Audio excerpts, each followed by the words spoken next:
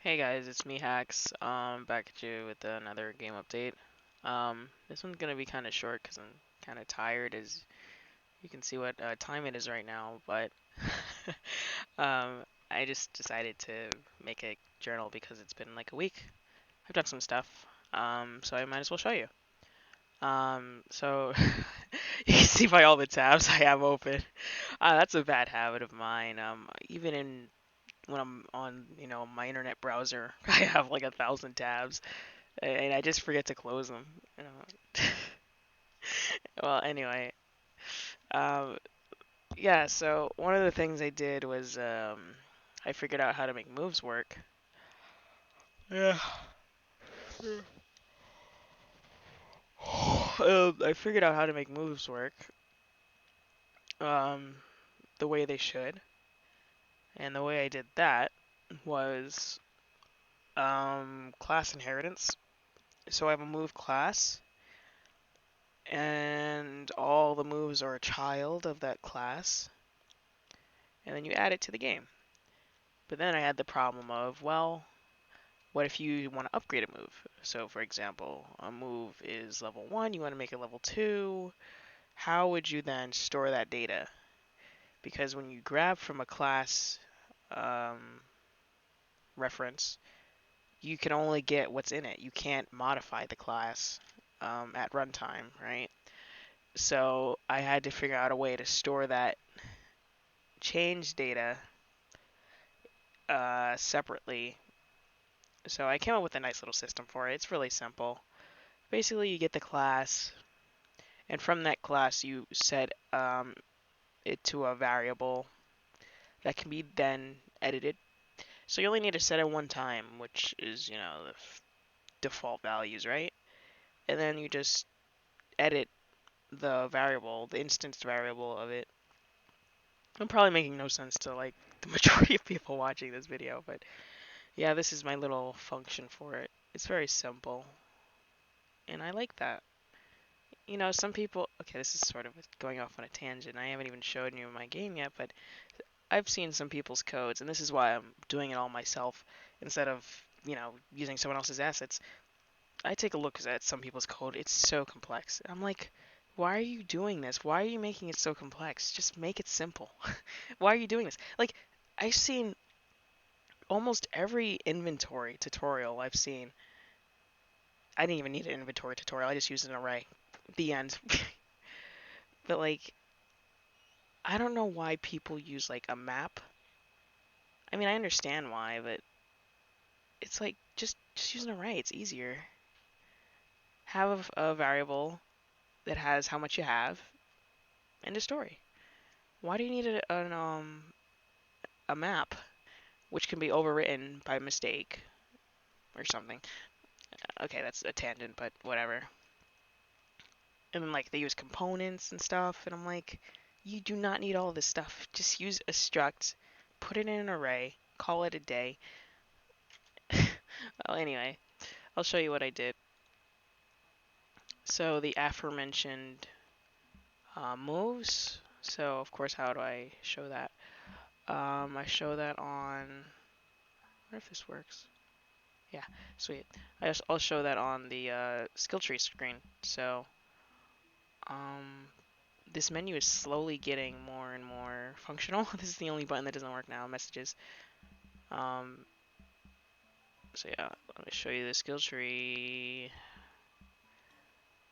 Okay, so well, that's supposed to be on index 0 there, not 1, but well, I just coded it today, so whatever.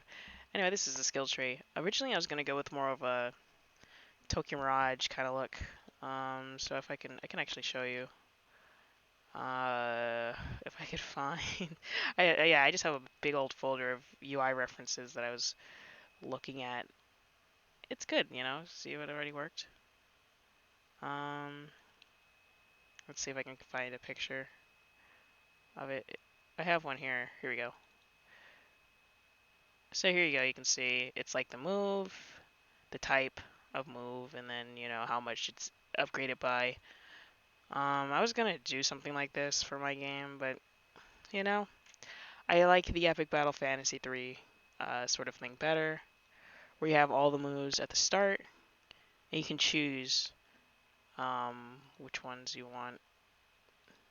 I think that's really great. It gives the player, their own custom path that they want to take. So it's up to them what moves they want. And if you don't know how that looks, I can show you that. My save file recently glitched on this game. I scanned an enemy and it completely wiped out my bestiary, and I'm very, very sad. Even though I've beat this game like 4 times. So it doesn't really matter, but I'm extremely sad about that, but whatever. So you can see, this is the... Actually, can make it full screen for you, I think. And that would work. So, I hope you can still see this. This is the skill tree on Epic Battle Fantasy 3. You can see right here, Matt here has Tremor, he has Temper, he has Attack, right? And you can see all the skills you can learn in the game. And it's not all the skills, because, yeah, but it's the ones you have by default, right? And if you go to this one that you haven't learned yet, it tells you the moves you need to learn first, and how much ability points you need, yada yada yada. So I like this better because I can go here, then I can go here, then I can go here, or I can do, I can choose what to upgrade essentially, and I think that's really cool. Yeah, I always play this game with the sound off, because I played it, mostly in high school during class, so I had the sound off. Anyway, so yeah, like some moves you never want to touch, like this one. Instant death does not work on bosses. Why would I ever use it then? I never learned it because it's useless. But yeah, you can see I have more than what was originally there. But you can pick and choose what you want to learn. So I think that's the best. Okay, back to my game. So I just stole it because good artist steal. So you can click on a move. You can see how much it costs to upgrade it. These both cost 30 because they're basic. They're just attack. They don't cost any mana at all, so 30. Oh yeah, I guess these are Joe and Dan's basic moves here. So Joe has these, weapon moves. These cost mana, or MP rather. So yeah, this one costs 2. This one costs 2 as well. Yeah, Dan has these. He has double shot. He has persuade. Oh yeah, I was drawing some icons too. Okay, so here you go. Overdrive skill, yada yada yada. So you can see this one costs 200. And this is a not unlocked skill, so I just put this in today. So it's not really coded in yet, but yeah. So give you the prerequisites here. If there aren't any, I'll just say none. You can click here to learn it. Yeah. So upgrading does work. So for example, I'll just upgrade pistol whip. And you can see it went up. It's another level. Power increased. The effect, I don't think it increased. I don't think I've coded that in yet. But yeah, you can see like has a chance to make them confused. It'll just show you the chance here at the bottom. I mean, I could put it in the description, but then I'd have to append it. I mean, it wouldn't. It took me like 2 seconds, but I don't know, whatever. Okay, yeah, you can see it increased to 60. Click it again, it can increase to 90. It's 120. And you can see no matter how many times I click it again, it stays at level 5. That's because level 5 is this move's max. So you can't go past that. So no matter how many times you do it, it will stay at level 5. This doesn't update because I haven't set it to update. It's because I'm lazy and I only did one side. But yeah, so you go back to skill tree. It's still there. It propagates back to the barrel. So that's pretty cool. Yeah, so Yeah, for example, investigate. Well, it can only be one, so no matter what you do, it'll just stay at level 1 there. Um, yeah, so that's the skill tree. Oh yeah, I also have this little animation. Let me click on it. Yep, skill tree. Not much to say about it. Other than that, I also started sort of the equip screen. So this is how it's gonna look like. So you'll have the 3D model in the middle. Obviously, it won't be this picture of Joe I keep using. It's a good picture. I like it. So you'll have your appearance, weapon, item, tokens, and shield. This one won't be visible for anyone except for Gavin, so that's why it's at the bottom. I mean, he's the only one with a shield, so. And when you click on one, like a drawer will come out, so, you know, all your weapon, if you click on weapon, all your weapons will be here. And then the stat drawer will come out on this side, and you can see how it affects your stats if you have this weapon equipped. Same with the items and the tokens of the blah blah blah blah blah. Yep. And battling. Yes, battling. I guess you want to see that. Maybe you don't want to see that. I'm going to show you anyway. So firstly, let's level up here. Just to show you that it still will go over there. Alright. So you go in dungeon. You see an enemy. Box. You're like, okay, I'm going to fight this enemy. Okay, it starts the battle. Yay! So it is based on speed. So you can see Joe is moving first because he's level 3. So, and that means his speed is probably higher than Dan's. I can check after this thing. So right now, none of the buttons do anything except for escape. Escape works, because that was easy.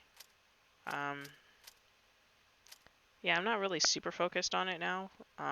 When I implemented it, I was still trying to get moves to work. So now that I have moves working, I mean, I can probably do this by the next time I make a journal. No promises though. But you know, so escape works. You know, you escape, you go back to the thing. Yeah, and so you can see if I go to stats, which is not on the party screen, it's in the almanac. You can see that Joe's speed is 11 and Dan's speed is 5, so he would move faster than Dan would. And to test that again, I can try to level up Dan, just to prove it to you if you don't believe me. Haha. I glitched it by going in too many times. Alright, how about I close it? Lovely. It's getting a none reference because I left a thing. And when I leave, it removes the reference, so I was pressing space, and it's like, there's no reference here. Okay, yeah. Oh, why did I level him up? Okay, maybe he's still slower. I'm, I'm up too late. This is what happens. This is what happens when you're up too late, dude. This is not even where I want it to go. I don't know what's happening anymore. Stats, not the skill tree. Okay, so I'd have to level up, didn't I? Okay. Let me, okay, so you can see Dan has a speed of 5. Joe has a speed of 4. Dan would move first, right? Let me go back in. Ta-da, it's Dan. Yay! Okay. Yep, so that works. And the enemies are there too. You just can't see them because I don't have a 3D model yet. So, but they're there. Data-wise, they're there. Yep. And this thing is supposed to be the turn bar. I don't know if I'm gonna put it here. I might put it on the side. I've been looking at a lot of UI for that. Like there's uh, well, there's a couple games I've been looking at. Like there's this one. I think this is like Tales of something. Not no, it's Trials of Cold Steel, which I have not played because there's too many females. But you can see it's on the side, right? And this game too, which I have also not played because of the male to female ratio. Um, it's also on the side, right? So, and of course, Epic Battle Fantasy doesn't even have a turn bar because you always move first, which is interesting, an interesting mechanic. But and there's this one of what is it? Shin Megami Tensei 5. It's also on the side, but I don't think this is turn order. I think it's just your party in general. So yeah, thinking about putting it on the side. Thinking about putting it on the top. I'm probably gonna put it on the top because I like it on the top. I think it's kind of cool. So yeah, that is that. So I think I talked about everything. Yeah, I did. Oh wait, no, I didn't. There's one more thing. This game video is longer than I thought because it's just me rambling. There's one more thing I did, and that is the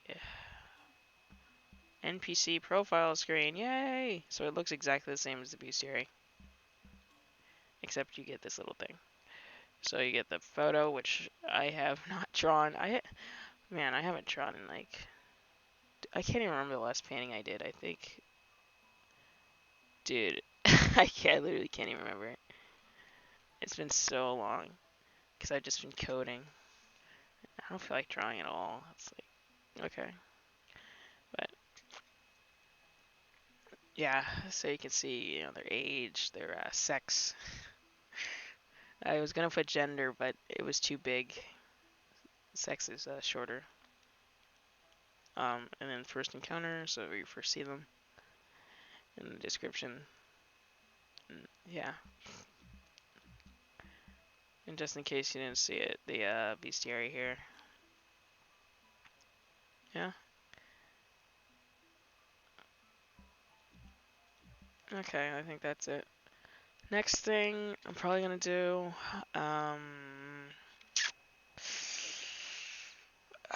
maybe battling. I might finish the battle system. I might start doing quests. I haven't started that yet. But yeah, everything else is pretty much done. I mean, it's just messages, which is easy. Data table. Um, there's photo album, which is easy. You just take a screenshot of the game, which is pretty easy, and save it. And then the case notes, which I just have to write. And then you'll just gradually get them as you advance through the level dungeon thing. Um, yeah, and quests, and that's it. That's the game. Yeah, because I have a dialogue system and everything. Oh, and shopping, yes. I haven't. I have to implement that. Um, yeah. Not much left to do. Um, school starts in like a month, so that's cool. Yeah. So framework wise, the game's pretty much almost done. It's just assets now I have to make, so that'll probably be the majority of the next stuff that I'm doing. Just drawing and modeling. I have to relearn it because it was so long ago. I don't want to relearn it, but I have to. So, yeah. Stay tuned and you'll see some more stuff.